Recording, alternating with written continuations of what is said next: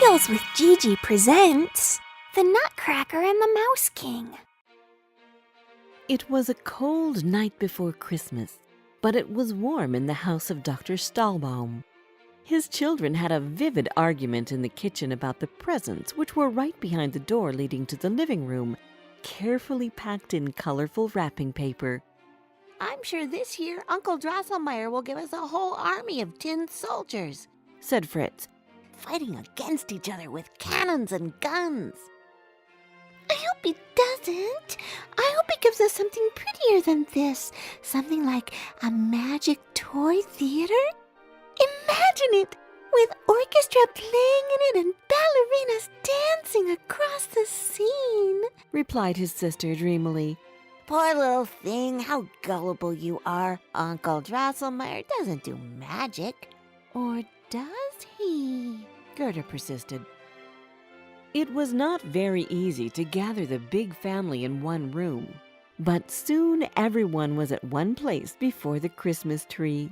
The presents lured the children and the unwrapping began. Tin soldiers and dolls were popping out of the boxes. Only their Uncle Drosselmeyer's present was missing. "He has hidden it for us, you'll see," said Clara, but Fritz wasn't as convinced. "I bet he doesn't even remember that today is Christmas Eve. He is so strange sometimes." The children said nothing because they were too polite to ask, but Clara approached the man.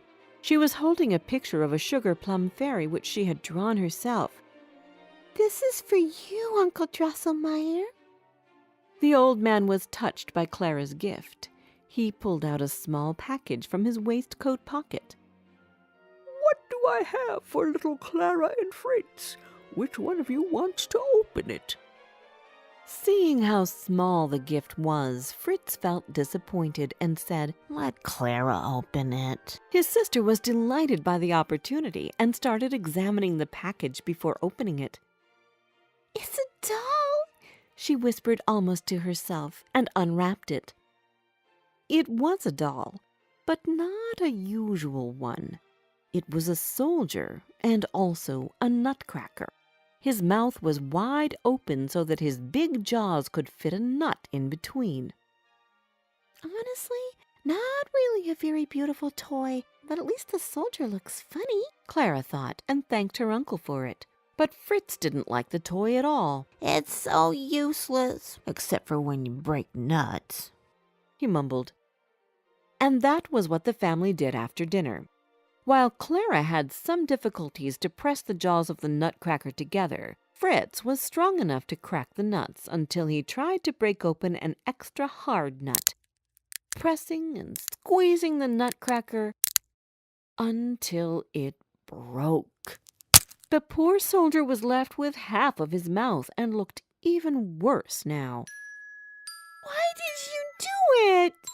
cried Clara, picked up the tin soldier and his jaw carefully, and ran to her mother to tell her what had happened.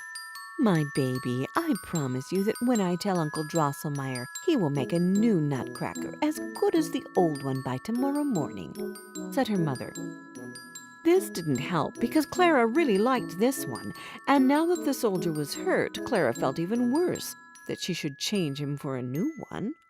She left it under the Christmas tree, but she thought he would feel lonely, so she fell asleep among the presents. At midnight, the clock rang, and it woke up Clara. It took her a while to understand where she was when she saw that she was not in bed. She stood up and couldn't believe her eyes. Uncle Drosselmeyer was sitting on the top of the Christmas tree, on the place of the angel. "Uncle Drosselmeyer!"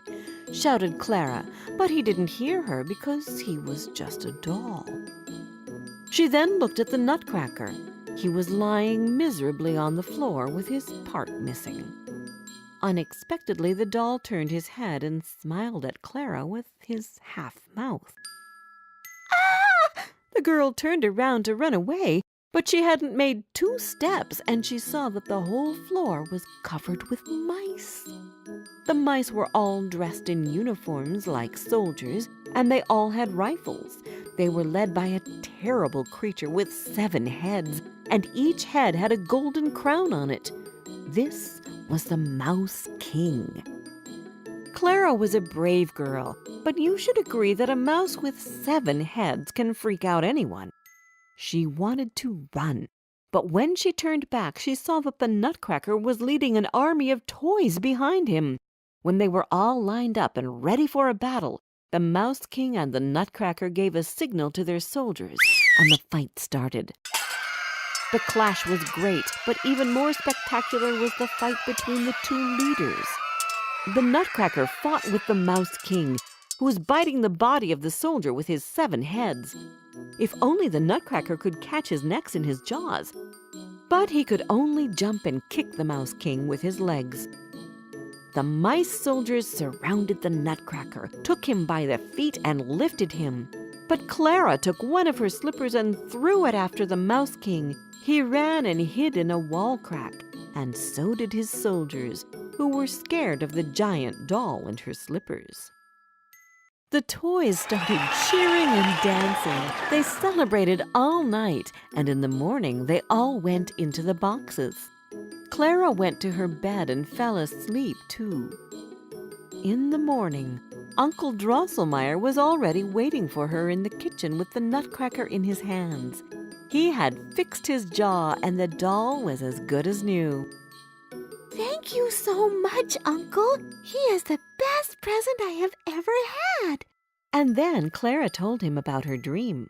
That's an interesting dream indeed. It reminded me of a story, he said. One Christmas, mice cracked into the palace and ate all the meat which was meant for the king's lunch. The king ordered his special inventor, whose name was Drosselmeyer too, to create mousetraps and lay them all over the kitchen. Many mice were trapped, and their queen was furious about it. She found the human's queen's room one evening and climbed up her dresser. How dare you kill my children? The mouse yelled. I will make you pay for what you did by turning your daughter's beautiful face into something so ugly you wouldn't want to look at, she said, and disappeared behind the curtains.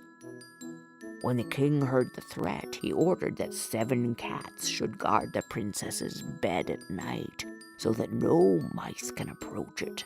But as the cats fell asleep at night, the queen mouse crept up the princess's bed and said her spell. In the morning, when the girl saw herself in the mirror, she screamed in terror. Her nose was so long and her eyes so small that she resembled a mouse a little. Her hair was messy, and she had dots on her chin. The queen and king were furious when they saw what had happened to their child. The king ordered Drosselmeyer to invent something to turn the old look of the princess's face back within 4 weeks. But the poor inventor wasn't a magician, and he had no idea how to deal with the problem, so he went to a friend to ask for advice. The princess should eat the hardest nut, but it should be opened for her by a boy who has never shaved with his eyes closed. He should then make 7 steps backward without stumbling. Only then will she be cured. It was strange advice that his friend gave him, but since he had no other choice, Drosselmeyer followed it. He searched the whole kingdom for the hardest nut. A week had passed when he finally found it. He went to the king. Now we should just find the right boy to do the work, he said. The king announced that the boy who succeeds to turn back the beautiful face of his daughter will marry her. And many boys tried, but none was as strong as to break the nut with his hands. Until one day, Drosselmeyer's nephew came to visit his uncle. The 4th week was almost at its end, and the old man asked his nephew to try his luck too. The boy hadn't started shaving yet, so he was a good candidate. When he was given the nut, he put it between his jaws and pressed them until the nut finally cracked. Then he took the 7 steps back. But on the 7th step he stumbled. He succeeded to cure the princess, but because he stumbled, his face turned ugly. His lovely smile turned into a stupid grin, and his head grew bigger. He grew a long gray beard and mustache, and he looked not only ugly, but stupid too. And although he was the only one who did the task, the princess refused to marry someone who was so ugly. The king had to agree that such a beautiful girl cannot marry an ugly, funny-looking boy. Everyone started pointing at Drosselmeyer's nephew, and even they didn't let him go to school any longer, for he looked so terrible. The boy never went out again. That night, Clara couldn't fall asleep. Not long after she went to bed, she heard the voice of the Mouse King. You will either give me your sweets or I will eat the head of your beloved doll. Clara immediately took out all the sweets and gave them to the Mouse King. He quickly gobbled them and asked for more. So she went down and took out all the sweets that she could find. But the Mouse King wanted more, so she gave him the Christmas pudding and a cake and biscuits. The sweets were running out, and Clara had no idea what to do, plus she thought of her mother's reaction on the next day, and she started crying. The Nutcracker heard her cry and ran to find her. When he arrived, he waited no more. Now that his jaw was fixed, he bit off the Mouse King's heads, one by one. Clara took her hero to bed with her, and they watched the most fabulous toy show that one could imagine. Dolls were dancing all over the floor all night long. In the morning, when Clara woke up, she hurried to tell her mother what had happened the night before. But after she listened to her story about the fight between the Mouse King and the brave little Nutcracker, her mother said, "Clara, stop believing in every dream of yours." But the girl took out of her pocket 7 golden crowns to prove that it was not just her imagination. Yet her mother didn't believe her. Clara went back to her room crying. I will keep the Nutcracker forever, and if he was a real boy, I would love him for his good heart, no matter how ugly he was, she said, and a tear fell on her bosom. And as she said that, she heard her uncle's voice. She ran to tell him what she was thinking, but she was surprised to see that Uncle Drosselmeyer wasn't alone. His nephew was with him. He was no longer ugly, but beautiful and with a lovely smile.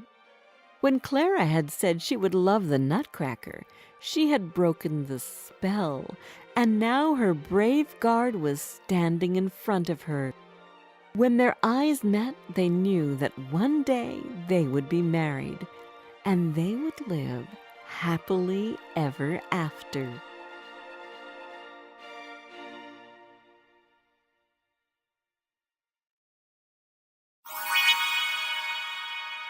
Did you like this story? Download our storytelling app, Tales with Gigi, where you can find more than 30 other fairy tales and fables which can come in handy during feeding time, bedtime, or on road trips. And don't forget to subscribe to our channel. We've got new tales coming out every Wednesday.